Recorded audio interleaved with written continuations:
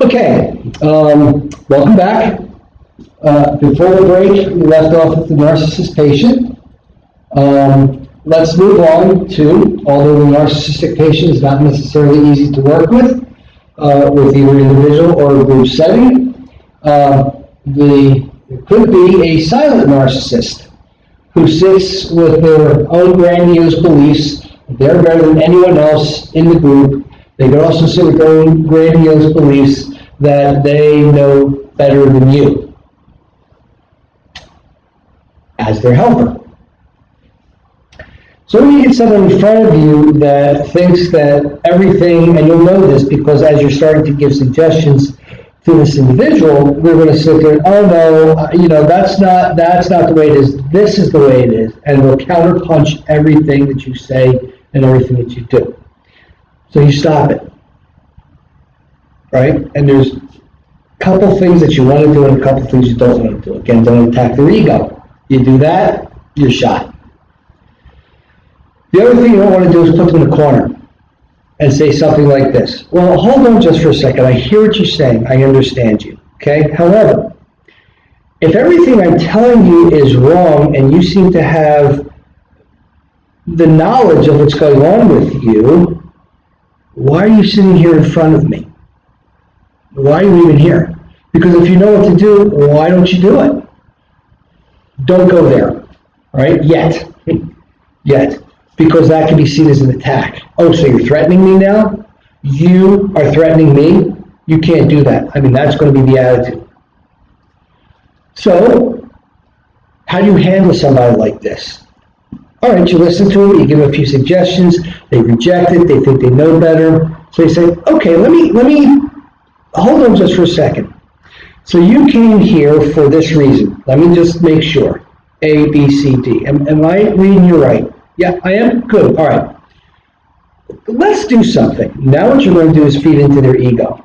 Let's do something. Could you sit over here? I want you to sit in my chair. Okay, so you get the person to sit in your chair. You then go and sit in their chair and say, okay, we're going to switch roles. You're now the therapist and I'm now you. And I'm coming to you with this problem, this problem, this problem, this problem. Okay? Now, I'm going to say something that I want you to address, and I want you to address it. And then you say either what he just got finished saying, or she just got finished saying, or something else along the lines just as crazy as what he or she said. And then you sit there, and you say, so what do I do about this? Now, he's going to sit there, she's going to sit there, like grandiose as whatever. Oh, man, I'm a therapist now. Hot damn, now, yeah, I know what I'm doing. All right. So this is what I want you to do. And we're going to tell you.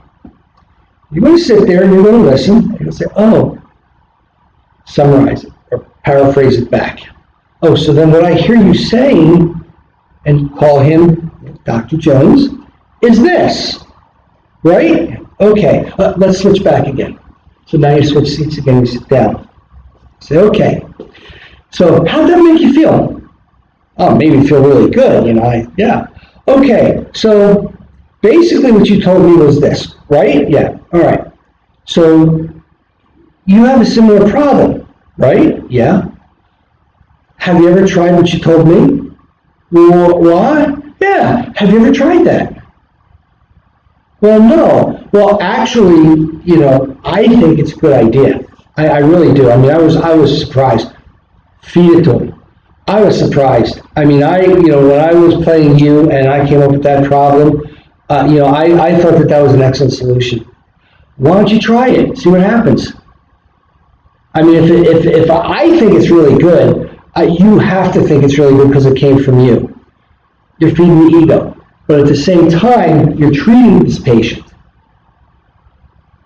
Right? That's one way to do it. Again, if you get the narcissistic patient, you want to be very careful. Don't attack the ego, and don't, if you don't know what you're doing, don't. Just refer it, and always stay within your scope of practice. Okay? All right. So, once again, in either the silent or the narcissistic patient, these issues need to be addressed before it impacts either the therapy session or the group session or the overall ability for, if you're in group, the group members to progress or for an individual session for the patient to progress. Okay? The next patient I want to talk about is called the monopolist. You know, the one that has everything, all right? So the monopolist, this type of patient can be simply described as irritating. This is the real pain in the butt patient. This is the one that just, right? We all get them. These patients do not have the skills to sit quietly, right? They can't sit with their thoughts. They just can't be quiet. Similar to the narcissist or the complaining patient, these individuals also seek attention, but they're even more interested in inserting themselves into everybody else's business. Their view of the world is not simplistic. Therefore, they project their interpretation of the world into others.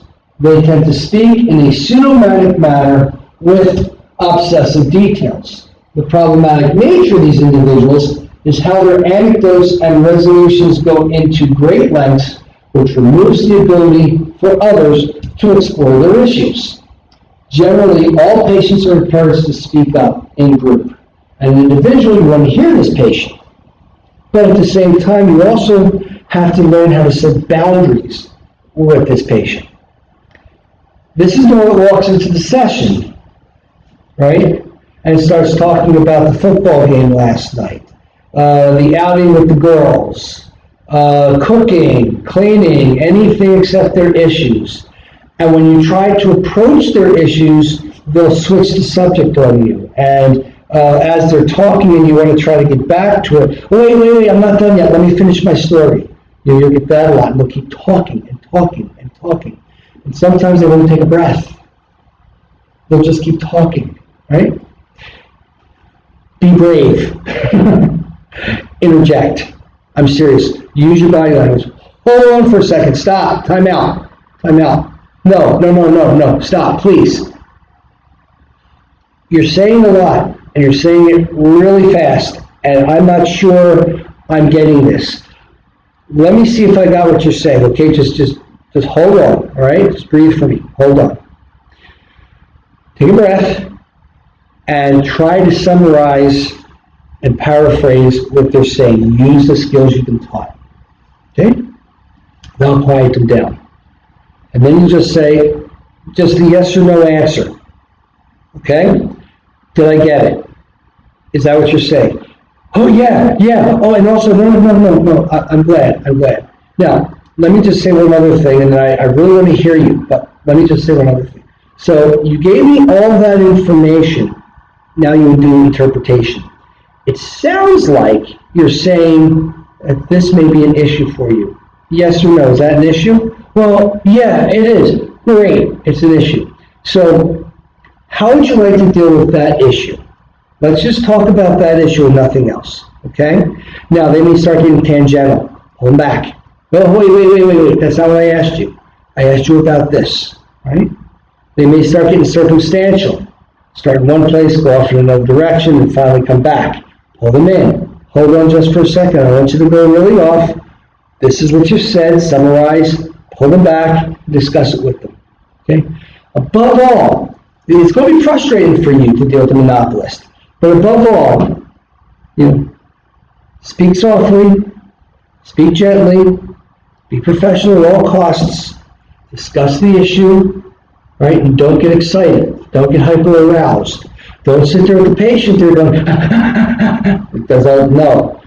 You buy into their pathology, which could be very easy with these patients, right? You buy into it if you're not on guard, if you're not professional enough. All right, you're going to buy into their pathology, and before you know it, you're going to have 2 out-of-control people in session. Right? You are in control. You are the master of the session. Right? Yes, it's a patient-driven session. The patient drives it with issues, but you are in control. You direct it. You sit there and you tell the patient, stop, hold on, breathe, whatever. All right? So again, the problematic nature is they'll go off anecdote after anecdote. Slow them down. All right. So these patients repeated disruptions and add paradoxical problems to the therapist. So as they're talking, they're going to circle back to their problems and their issues. And then when you touch upon their issues, or you try to touch upon their issues, this is when they're going to start to go off. Again, why? Insecurities inside. It's too raw. They may not even understand what's going on. As you're approaching the problem, it could be a bit of re-traumatization for them. It could bring up anger and anxiety and frustration for them. All right? All of these things. They can have an underlying psychopathology that's bringing this out. Or it could be exacerbated, especially if you're methamphetamine addicts, or you're on Ritalin, or Adderall, or a stimulant medication, or a stimulant themselves, cocaine, right? I mean, that can bring out the monopolist, especially in their manic phase. They can be bipolar, and in their bipolar manic phase, right? So again, look at all combinations and permutations. Stay calm, stay to your theoretical basis, right? Do some research on how to deal with the monopolist. Go to YALOM, do some research, take a look at it. Stay in therapy yourself. As you know, one of my biggest things is a good therapist that's treating patients when they're treating patients needs two things: a good psychologist and malpractice insurance. And I mean that, right? Because every time you go into session, you have one of these 8 patients, and there's more to come, right? One of these 8 patients or types, or any patient for that matter, they're going to bring baggage. And we all come with baggage, all of us, you, me, everybody, right? So when we're talking, let me stir up some of our own countertransference and some of our own baggage. Well, what you don't want to do, and you've heard me say this before, you can't go home and bring it to your spouse, right? That's a HIPAA issue, that's a FERPA issue, HIPAA issue, a 42 CFR Part 2 issue, the drug and alcohol rule. It's all of those problems, number one. Number two, your spouse, boyfriend, girlfriend, paramour, whatever, that individual's got their own issues, right? You're dumping on them. You're not going to have a relationship very long, especially if they don't understand it. Okay? That's number 2. Number 3, don't bring work home with you. Don't. It destroys a whole bunch of stuff. But you need to dump. You need somebody to listen to give you feedback. And no, it doesn't help for you to go home and talk to yourself in the mirror and give yourself feedback. That works great once or twice, and then after that, you're going to need medication. Go to a psychologist. And I mean a psychologist. Sorry, folks, not a marriage and family therapist, not a social worker, and certainly not a drug and alcohol counselor, because they're not qualified. You go to a psychologist. They will deal with it. I don't care if it's an LCSW, licensed clinical social worker. And people fight with me about this all the time. Oh no, they got the same training as a psychologist, MFTs do that. No, they don't. One of my doctorates is in marriage and family, okay? I learned some stuff that I learned with my PsyD, my doctorate in psychology, but not to the depth that I know as a psychologist, right? No. Social workers, they should stick to social work, right? Finding people houses, if there's family issues, dealing with the conflicts within the family, doing some family therapy with them, that's social worky stuff. I'm not talking about that. I'm talking about dealing with your issues in therapy. So get yourself a psychologist. Malpractice insurance is going to be important. You get yourself malpractice insurance, right? We all make mistakes. Sometimes they get to be costly. Don't ever trust an agency or company that says we got you covered under our umbrella. Because if by chance you do something unethical, even if it's not knowing or willing, you're still held liable for it. They won't cover you. Your malpractice insurance will. And it's not that expensive for a drug and alcohol counselor, right? For a student, depending on where you shop around, it can be as low as $20, $25 a year. Once you get credentialed, anywhere between $150 to $275, $80, $300, right? Mine, because I got so many credentials and stuff, it cost me $285 a year. But I'm covered for addictions counseling, for teaching. I do first responder work. So it covers my medical stuff that I do if I'm working on a patient. $285 a year? Come on. My wife's a psychiatrist. I don't even want to talk to you about how much her malpractice insurance costs. We're looking at thousands per year, right? So, when you're dealing with this type of patient, just keep those things in mind. Okay.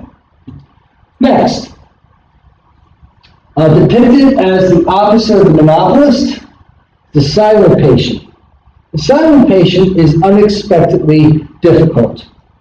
Because what happens with the silent patient is, even though they are very quiet, what winds up happening in this scenario and in this setting and in this situation is the silent patient will turn around and just sit there and stare at you. And you can have a 60-minute session being stared at. Okay? Not much fun.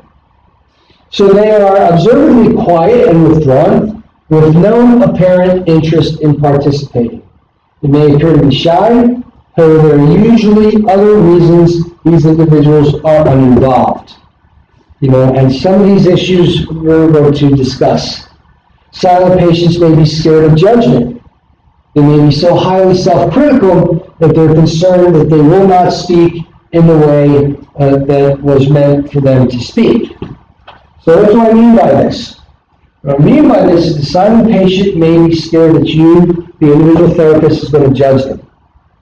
You're going to tell them something and you're not going to like them anymore because of what they did or what they say, right? Or they may be so highly self-critical that they're concerned that they will not speak in the way that they meant to. Sometimes the silent patient may feel inside that they can't tell you because you're not going to understand what they say, because they're so hurt and they're so introverted, so turned inward in themselves, that you're not going to really understand what they say because they're not really sure what they're going to say. Because they're not sure what they're going to say, you're going to think very poorly of them. I think as a general rule of thumb, with all your patients, I don't care who they are, with all your patients, make sure you reinforce often in your sessions, not every session, but often, confidentiality. Confidentiality is extremely important at any level, any therapeutic milieu. Tell the patient, especially the silent patient, listen, before we go on, I understand that it's very difficult for you. It is. I hear it. We're trying to talk and communicate, and you're very quiet, and I see that, and I respect that quietness. I'm not sure where that comes from, and I'd like to explore that with you, if you feel like it, but I would like to explore it. But before we explore anything, I do want to say something to you, okay? Remember, everything in this session stays between you and me, right?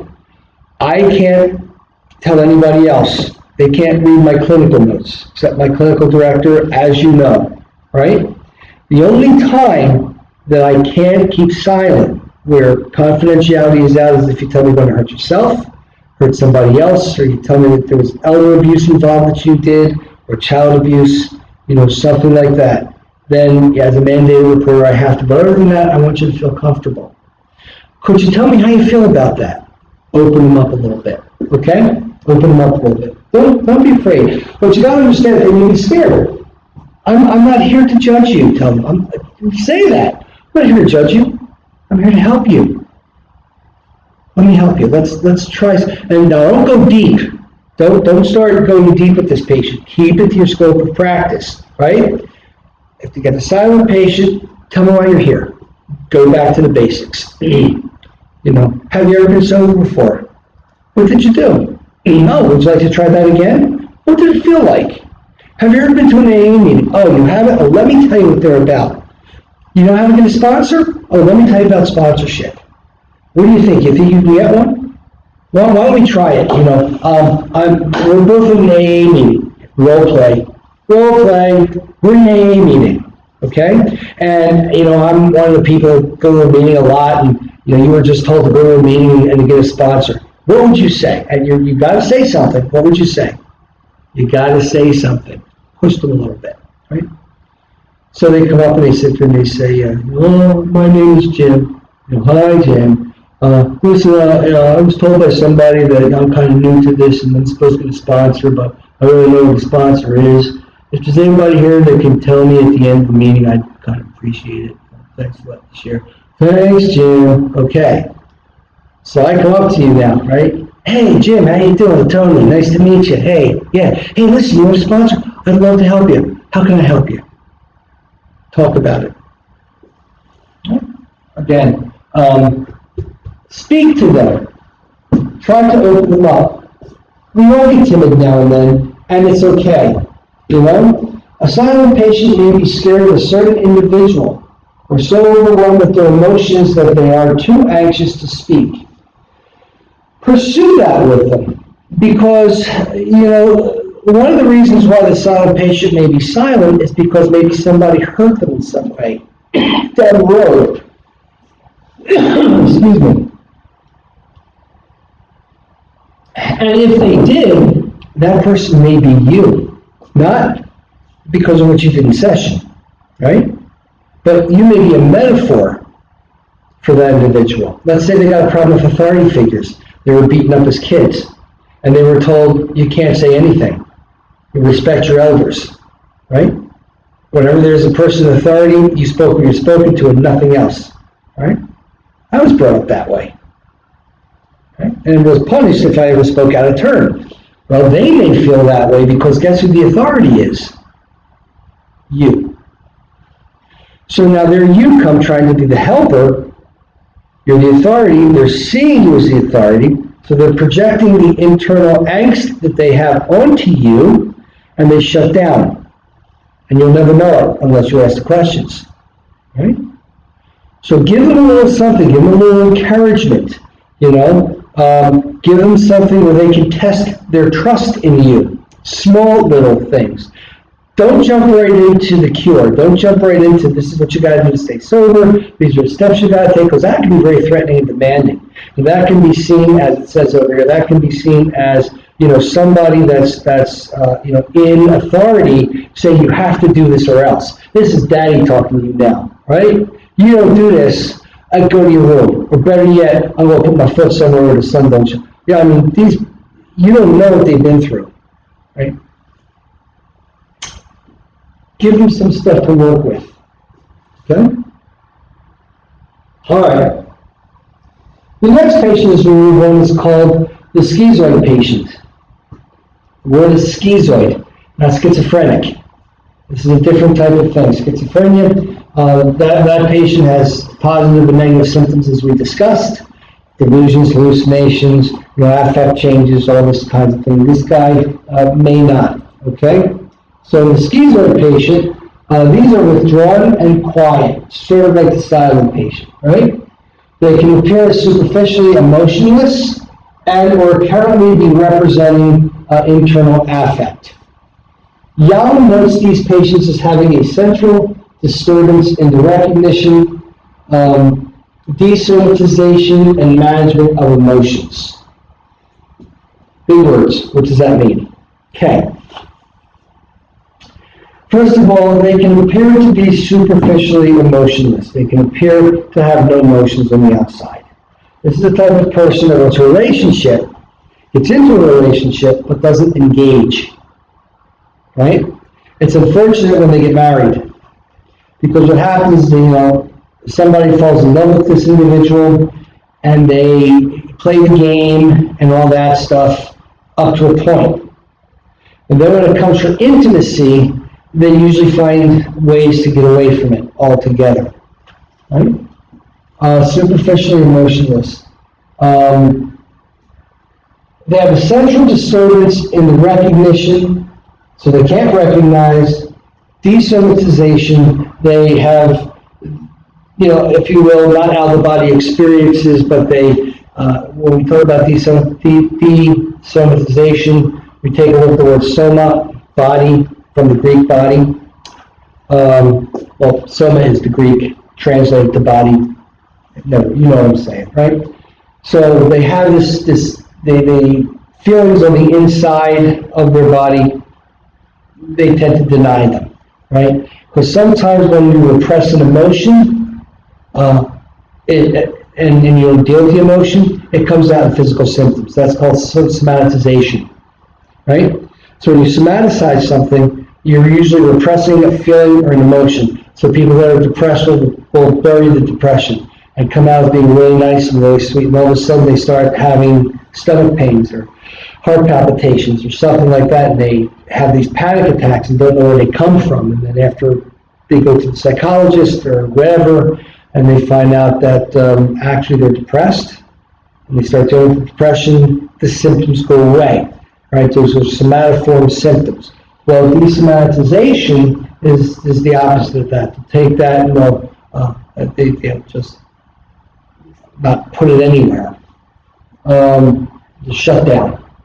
They will shut down. Management of emotions. They don't know how to manage emotions. That's where the desomatization comes in. So they don't know how to manage emotions. They're out of control. Not narcissistic. They're buried, right? And that can be very devastating for them in many different ways. So the schizoid patients may not feel emotions in the same way as others, and at times may not feel an empathy at all. They view other patients' emotions as excessive and illogical. They often wonder why people worry about issues that they do not have control over. Normal people, or people in general, when they have, they feel out of control, they want control. We don't like to feel out of control. We need to be in control of everything around us. The moment that we are not in control, we feel we're not in control, we have this fight and flight response within us. It's a hypothalamic response, as we know. So we have this fight and flight response. We want to get away, or we want to fight to prove that we can hold on together, right? Well, these folks over here can't figure out why we do that. You know, if I can't do something, why bother doing it? If you want to take control over it, why not take control over it, right? You want to tell me what to do? Tell me what to do. I don't care. It's fine with me. I'm not going to argue with you. One of the things that I see a lot is noticed a lot over the years is people that believe that they are in most control are the most out of control. And the people that see themselves as being out of control are able to recognize that, which puts them in control. Think about that when you're dealing with this type of patient. Because this type of patient doesn't know really how to have relationships. They want relationships, but they don't know how to have relationships. They never did. It's a difficult patient to deal with. It takes a long time for them to learn how to do this. This is why, as a drug and alcohol counselor, if you get this type of patient, working with them is going to be challenging, because what's recovery about? Relationships. Why do you go to 12-step meetings? Why do you go to AA? Support. Support means relationships. This person will sit in the group, will sit at an AA meeting and just, okay, whatever. Won't get a sponsor, won't work the steps, won't do anything, be listless, start getting more depressed, whatever the case may be, and this is relapse is high. Again, with the schizoid patient, as with all of these, I would suggest that you get into reading some of YALOM and how YALOM in detail deals with these patients, and with your theorist of choice. Okay? All right, so the individuals are difficult to break open and disclose their inner feelings. It may not be because they don't want to, but possibly because they don't know how to. Right? If somebody doesn't want to do something, they're not going to do it. If they don't know how to do something, teach them. And again, within your scope of practice. Don't crack anything open that you can't close. Right? Always, if you've got a question, when in doubt, ask. Go to your supervisor. Go to your clinical director. Okay. The next is a psychotic patient. This is the person, while many psychotics require extra social skills training and support, the difficulty of providing these resources are because the patients are psychotic and usually need to be medicated, right? On the extreme side of the spectrum, severely paranoid or actively hallucinating patients are practically impossible to engage in a therapeutic manner. Even when medicated correctly, these patients are still problematic due to the latent psychotic process. The concern of a paranoid group or individual think situation is also a circumstance that a group therapist or an individual therapist should be prepared for. Okay? However, it is thought that in a well-regulated and stable environment of some sort, a psychotic patient can hopefully rely on the other members to support them in progressing through their issues. If somebody is psychotic, first of all, you shouldn't be treating them, right? You really shouldn't. That's a special category and a special class for somebody above our level as addictions counselors. Because these people have many positive and negative symptoms. Hearing voices, seeing things, positive symptoms, right? They may have delusions, grandeur, right? Maybe hearing voices, they may have delusions of reference that the aliens above are talking to them, right? Preoccupation of thought, irrationality, inability to organize thinking, so they're disorganized, right? Maybe a hedonic, the inability to feel any type of pleasure, right? These people are very difficult. And to try to logic with them and, oh, you shouldn't drink, you shouldn't use drugs, go to a meeting, do this, do that, it's not going to get through to them. Even if they're medicated. You don't know the extent of the psychopathology. So when you're dealing with a psychotic patient, are they impossible? No, they're not impossible. Can we treat them? Yes, we can treat them if we're trained to, right? So I would suggest you get an expert credential in co-occurring disorders. For the co-occurring disorders, we teach within the seminars, exactly how to deal with these people up to our level, right? We don't do what a psychologist or a social worker would do with a psychotic patient. Right? Where we do other things. We sit there, we redirect them, we very briefly talk to them. If we start to see them hallucinate, we may have to stop the session, stop the group, move them on. Sessions are shortened because they have no tolerance for anything longer than 15 minutes. Their thought processes are very disorganized. Their speech may be totally out of sync with anything, and what they could be saying makes no sense, right? Refer. That's about the best advice I can give you with a psychotic patient. They're actively hallucinating. Now, here's the issue. Is it a drug-induced psychosis or is it a full-blown psychosis? A drug-induced psychosis is a little bit easier to treat. Full-blown psychosis is not. That's usually genetic. That's usually something from birth. Here's how you find out.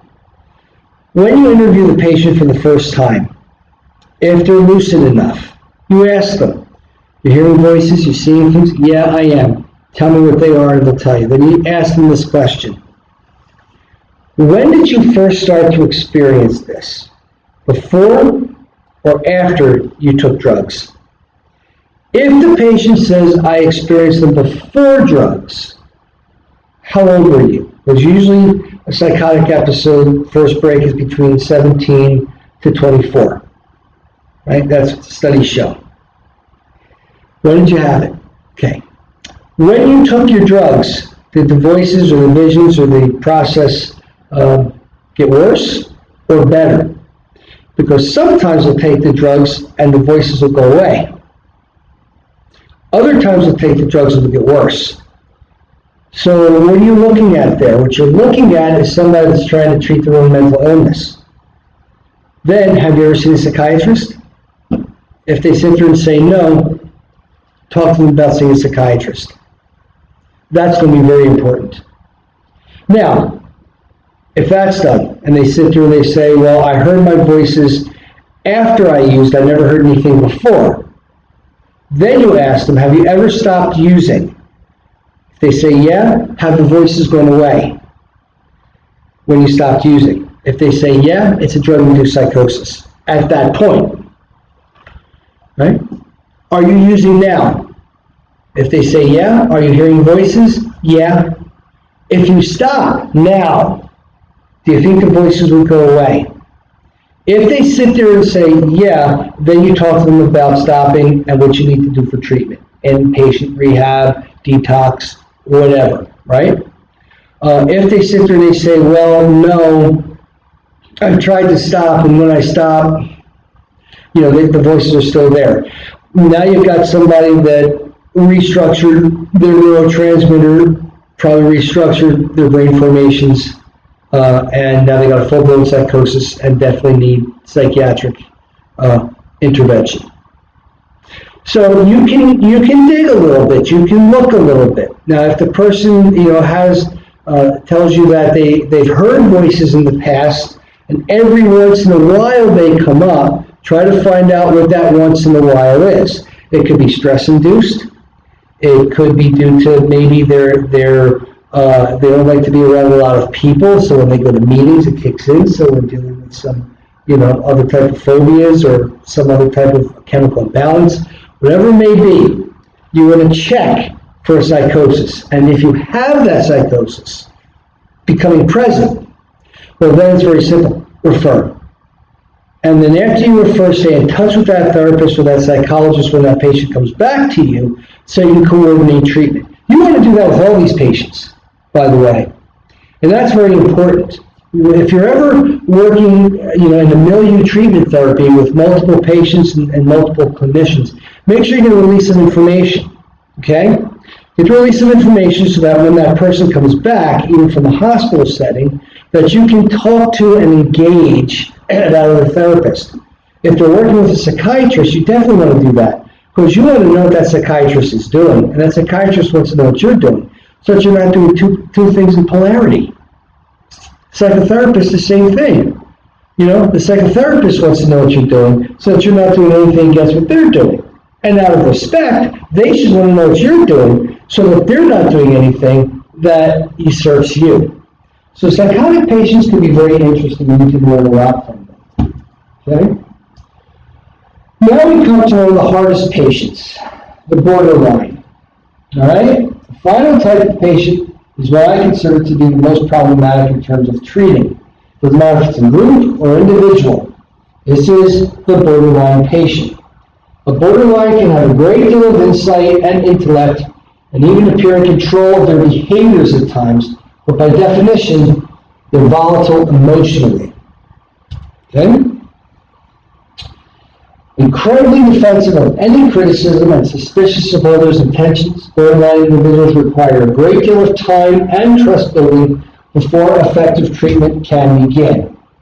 They have an elevated fear of abandonment, so that when they are finally able to trust a therapist, when any gap in treatment or expectations occur, their anxiety skyrockets, which can lead to a pseudo-psychotic episode.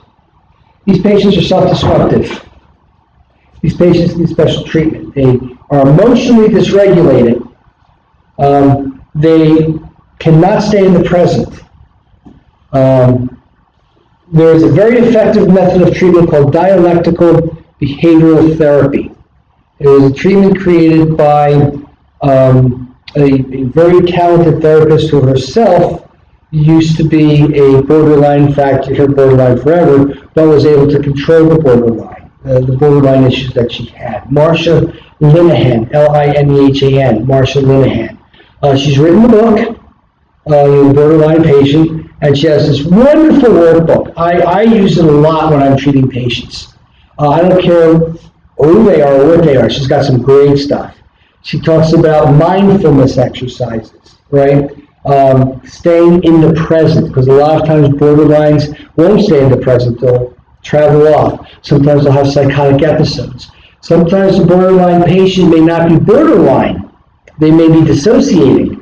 So you got the dissociative identity patient. That may be any one of these difficult patients. Due to abuse, right?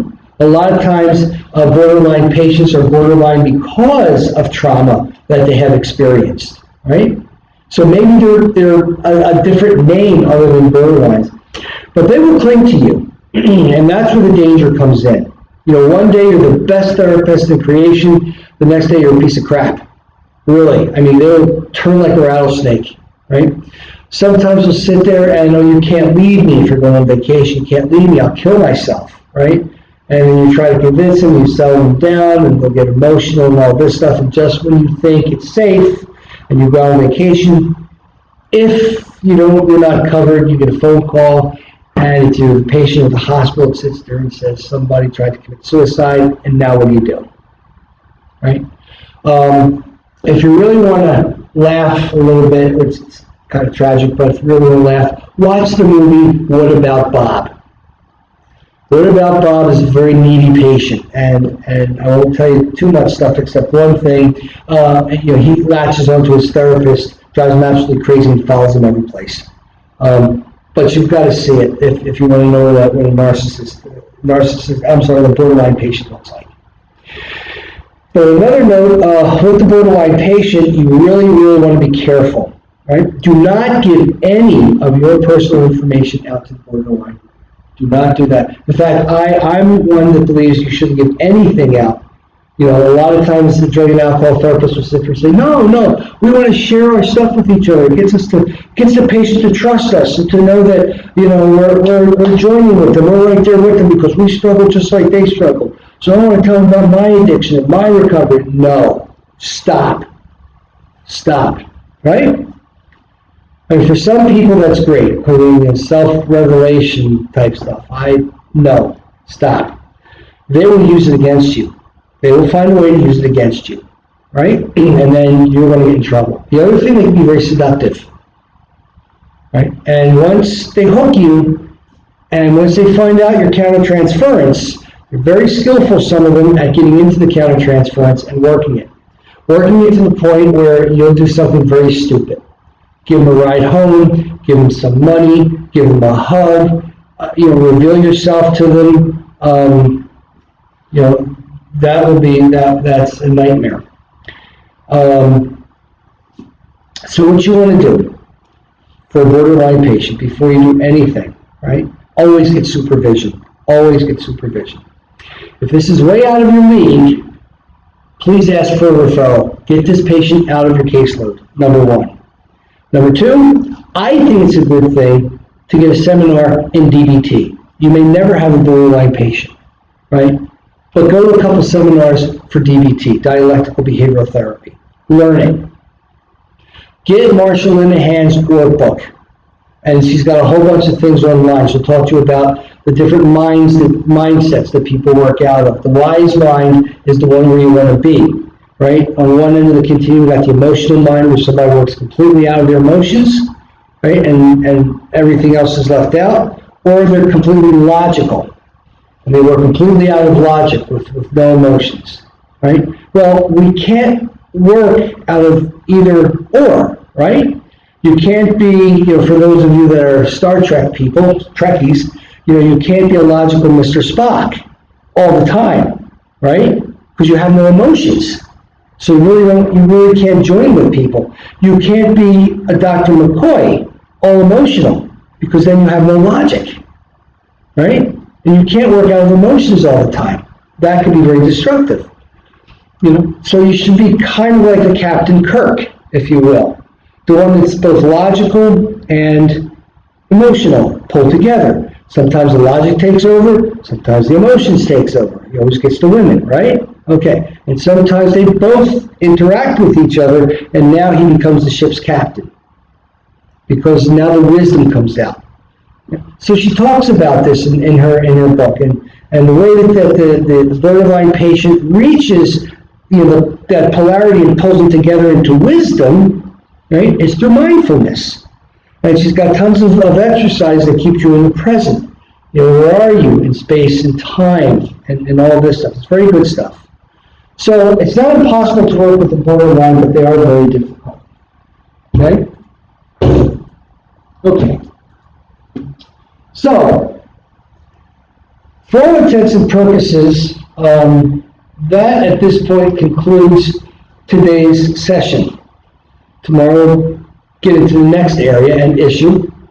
But for now, I want you to shut this down, go out to lunch if you haven't had lunch already, and then when you come back, start to see your patients. Okay? Don't forget, write down any questions that you have, and when I get back, give them to me, and I will go over them the first day of the next mod. All right, so good luck. I hope you have a great time with your pseudo mock patients. And one last thing, please remind them, as I reminded you in the last week's sessions over and over again, and I'll say it again just to conclude this. Remember, these are mock patients. So make sure you tell them, don't open anything up that they can't close. There is no one in this room that's capable of closing something emotional that you open up. Stick to drug and alcohol, and if things like depression or anxiety or stuff like this start to come up, you start to see the dual diagnosis, deal with it the best you can, but if you have to shut it down, shut it down. All right? Please. I don't want any of the faculty members here to have to 5150 somebody, because that can be trouble for you and for me. All right? Stay within your scope of practice, have fun, make mistakes, they're great, and when I come back, we will talk about them. All right? Thanks, have a great time, and for InterCoast College, I'm Dr. Tony Scuderi. Have a nice day.